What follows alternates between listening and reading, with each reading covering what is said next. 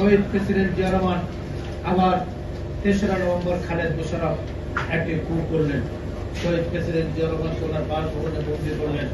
খন্দকার মোশতাক থেকে ক্ষমতা নিয়ে সাহেবকে ডেকে এনে রাষ্ট্রপতি করলেন।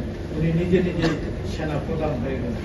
এমন ৪ তারিখ ঢাকা শহরে আমরা দেখলাম খালেদ মোশাররফের ভাই রাশেদ মোশাররফ এবং তার মা নেতৃত্বে একটি মিছিল বের হলো শেখ মুজিবের বিশাল প্রতিকৃতি নিয়ে। ৩২ নম্বরে গিয়ে সে মিছিল শেষ হওয়ার পরে খালেদ মোশাররফের মা একটি উদাত্ত আহ্বান জানালেন ভারত সরকারের প্রতি।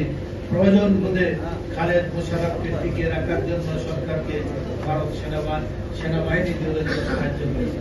তারপর বাংলাদেশ একটা নতুন দেশের স্বাধীনতা যখন অনিশ্চিত হয়ে গেল, দেশের যখন ভূখণ্ড অনিশ্চিত হলো, এদেশের মানুষ থেকে ৬ নভেম্বর মধ্যরাত্রির পরে সিপাহী জনতার ঐতিহাসিক বিপ্লব একটি সংগঠিত হলো।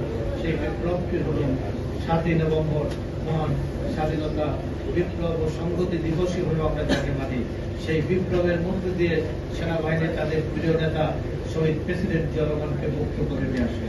এমন আসার পরে ৭১ সালের ২৭শে মার্চ যেভাবে একটি ঘোষণা এসেছিল, আবার ৭ই নভেম্বর সকাল ১০ ঘটিকায় রেডিও টেলিভিশনে একটি কণ্ঠঘোষে আসলো।